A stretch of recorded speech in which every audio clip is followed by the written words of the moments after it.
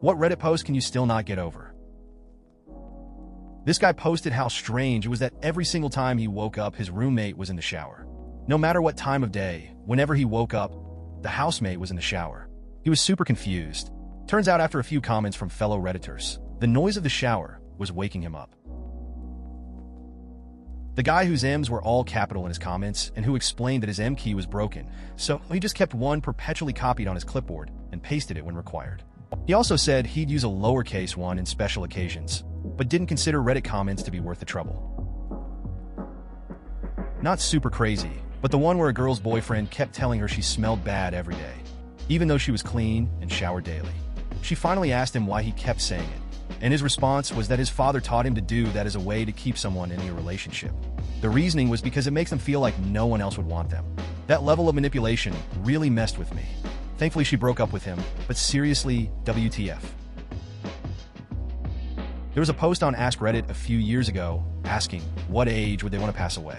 An older lady commented how she was already ready to go as she was diagnosed with an illness and was content with her life. She was also very warm and kind as she answered other replies and questions.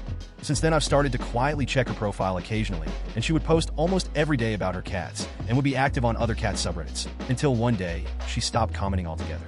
I've never felt such grief for a stranger. There was that post in relationship advice from a woman who was pregnant, and her husband and father-in-law became obsessed with the idea she was going to die in labor like their mother/wife did. She tried to tell them everything would be fine, but they got more fixated with the idea as she got closer to delivering the kid to the point they were already acting like she was dead. They wanted her to record videos for the baby's birthdays and major milestones, make a will, and pack up all her things and put them in storage or sell them, so when she dies while giving birth, her husband wouldn't have to do it later while trying to take care of a baby alone. It was really unsettling, and there was never a follow-up. I think about that one a lot. The guy who made the post had been working as a mall Santa. A man walked up with 2 or 3 kids, one of them a baby. His young daughter, I don't remember her age, maybe 5 to 6, nervously sat on Santa's lap and finally blurted out, "Can I get my mommy back?" Turns out her mother had died in childbirth some months before, and she thought that Santa could bring her back. That post was years ago, and I still can't get it out of my mind. I got to witness the unfortunate incident where someone on an AskReddit thread answered how sad it would be when Stan Lee passes the same day he died. I actually saw the answer before the news broke. After I got back home from a college class and heard the news, I immediately returned to the thread to see the poor Redditor had edited their reply to say, "Edit. I didn't mean to sad face." Someone posted in rSlash shower thought something along the lines of brushing our teeth is the only time we wash part of our body in cold water. And someone commented, "Speak for yourself, cold tooth." For some reason, I found that phrase hilarious and say it to myself nearly every time I brush my teeth. There was one thread posted by a guy who was taking Ambien. He checked his email one morning to find that he had purchased a golden yak from Yak's In Things while presumably asleep the night before. He was able to cancel the purchase before the yak was shipped to him. In the comments, one Redditor asked what the In Things stood for. The top reply was Yaccessories. Not one, but 2 posts, I think, from legal advice. One asking if she could press charges on her coworker for sneakily feeding her a religiously excluded food, I think dairy. And the other post asking if she could be charged for pranking her coworker. It didn't take long and much follow-up for the community and both OPs to realize they were on opposite sides of the same incident. I don't have it saved, but I remember years ago someone talking about how they grew up on a farm and how people would dump pets on or near their property. Contrary to what the dumpers probably thought, the abandoned pets didn't have happy lives living on the farm. Most of the time, the poster said, the pets would chase after the car they'd been abandoned from. They would later find the dead bodies of the animals a mile or so down the road, having been hit by a car. When the poster or their mother tried to catch the pets to help them, they'd be scared and run away, often into traffic. I couldn't forget that mental image of a cat or dog pathetically running after the people who abandoned them like, "Wait, you forgot me." This guy said he was going for a routine physical with his doctor, and I don't remember how, but he ended up breaking his neck and posted a picture of himself with a neck brace on in the hospital. Someone commented, "You failed the fuck out of your physical." I laugh so hard every time I think about it. There was an AskReddit thread like, "How would you sum up the most interesting story from your life?" Or something. I think it specifically asked for a single sentence, or what the last sentence is or something. One person's answer was, "And that's how my dog ended up getting a DUI." Obviously could have been bullshit, but they never explained further, and I've always wanted closure on if a dog really got a DUI or not. It was an AITA post that was one of the few that didn't seem to be a creative writing exercise. A guy was bullying his sick wife who wanted to make bolognese sauce for herself. He was a vegetarian and was whining that he wouldn't be able to eat it. When the verdict was unambiguously, "You are a mega asshole," he came back to insist that it had to at least be yes. What a clueless jackass. The post where the cat asks if it's an asshole because it kept biting its owner's feet. Also the bittersweet update where it admitted it still bites. Whenever I have a bad day, I read that and inevitably end up laughing. Truly one of Reddit's best. Also the first person who commented under an AITA post. Info. What the fuck? I was laughing for days. The art room. And the story about a son whose dad wouldn't go to his graduation because he was going out of town for the Golden Stepdaughters dancing or something. Definitely not as important as a graduation. I would have loved an update on him, but I don't remember his /u. He was off to college and his grandparents. I hope he's doing well. The failed Woody Harrelson AMA. Apparently it was just done by his agent or something and only to promote his movie Rampart. Some of the comments in that thread in the coming weeks were hilarious. There was one that jokingly asked Woody, "What's your favorite way to eat a pineapple?" In reply to his own question, "I like to cut it in half then ram part of it up my ass." XD. Not a Reddit post, but there was a Craigslist ad that was just chicken $5. I have no time for this chicken. I think about it all the time. I have so many questions. What were they doing with this chicken that was taking up so much time?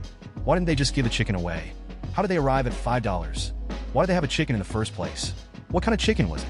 I could go on. There's just so much there. I feel like it rivals Hemingway's Baby Shoes. I randomly think about the woman who was pregnant and posted about her husband and father-in-law that were weirdly obsessed with her dying in labor. Like kept insinuating that it was going to happen. Her husband's mother died in labor. It sounded like they were trying to off her and raise the kid between them. A lot of commenters were worried they were going to kill her based on some other information. We were never updated and her profile never had any new posts or comments. I hope she's okay.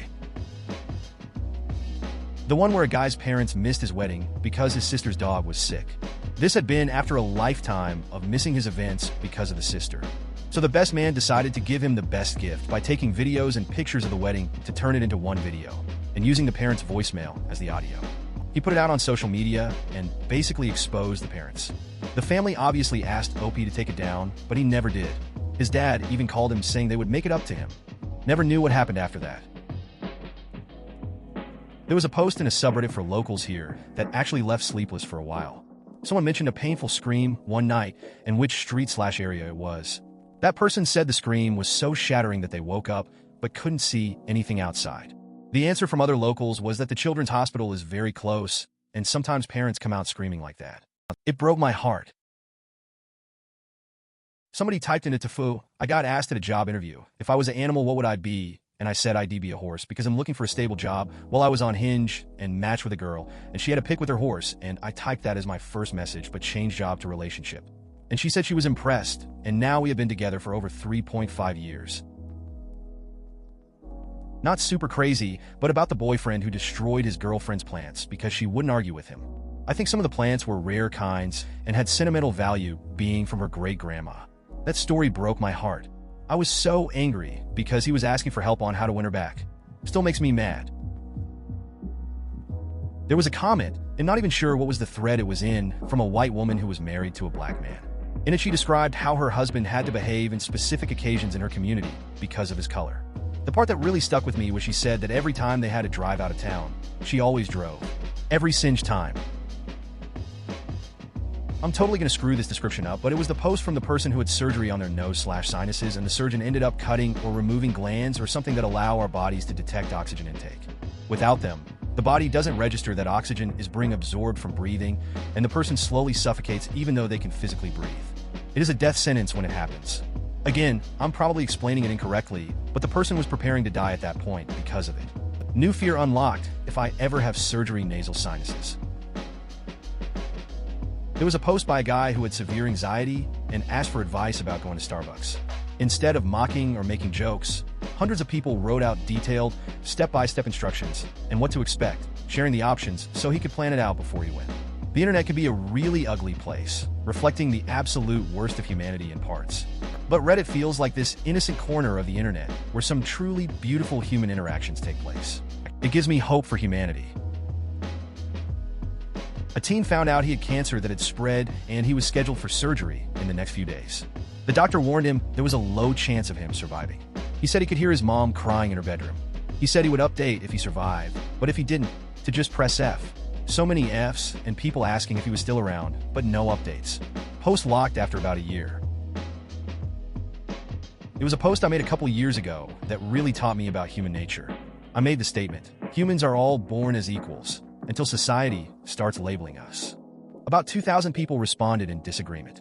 They were hung up on how when people were born, because these are all things that impact societal labels. People cannot get over societal labels. People apparently really do think that someone is better if they are born rich or born in a better part of the world. These societal labels impact a person's situation for sure. But that person isn't better/worse than you the moment they are born. The ego of people is always pushing a hierarchy.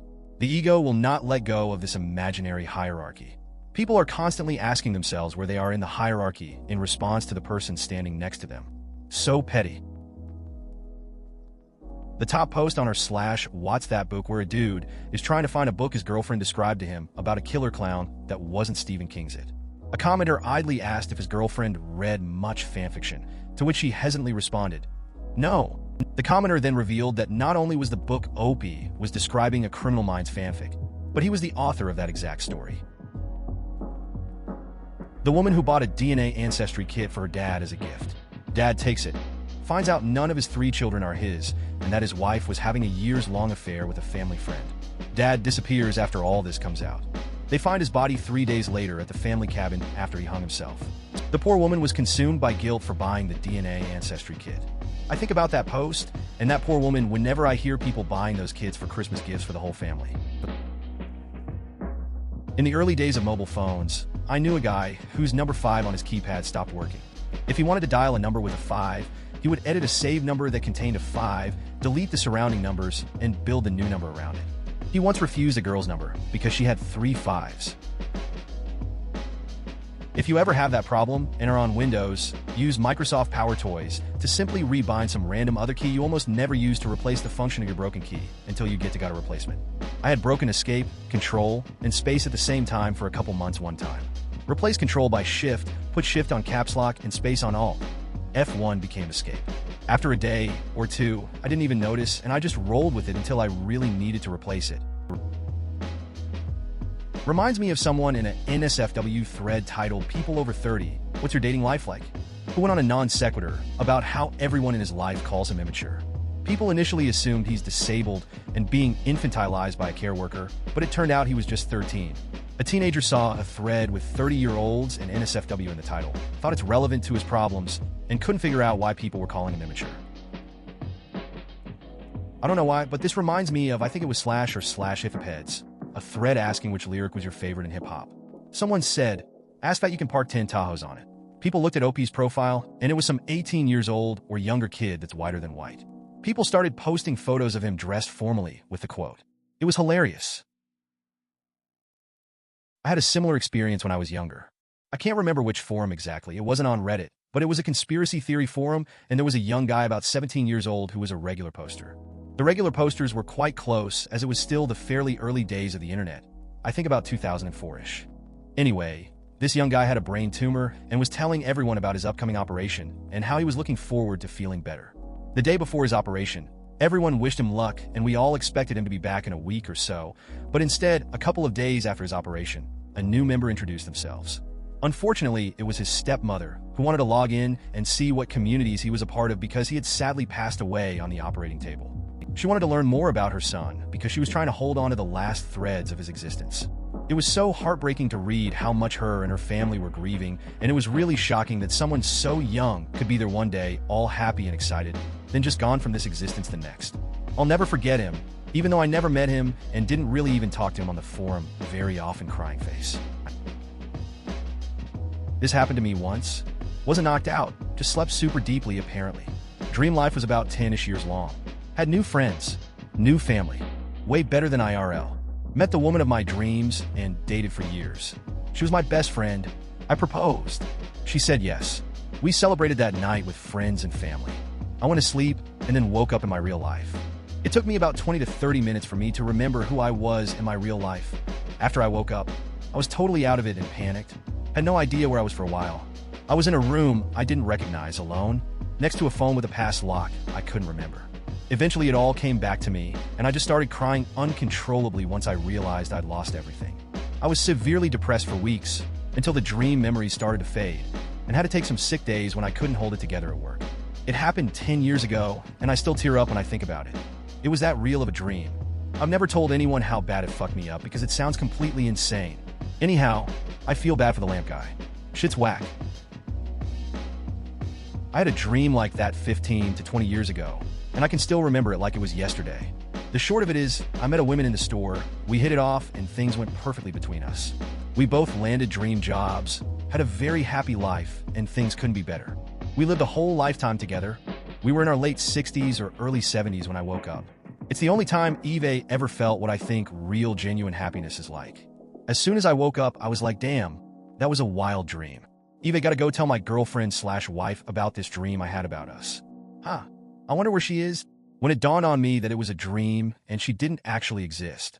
That whole morning was surreal. I kept thinking she's in the living room, and I really needed to talk to her. But she wasn't there. Even caught myself almost asking my parents if they'd seen X around the house someplace, because I couldn't find her anyplace. Like another commenter, I had a similar thing with a very vivid dream. Not nearly as emotional, but I was actually disoriented for a minute when I woke up. I was maybe about 8 to 10 years old, and the dream began with me waking up in a hospital from a coma.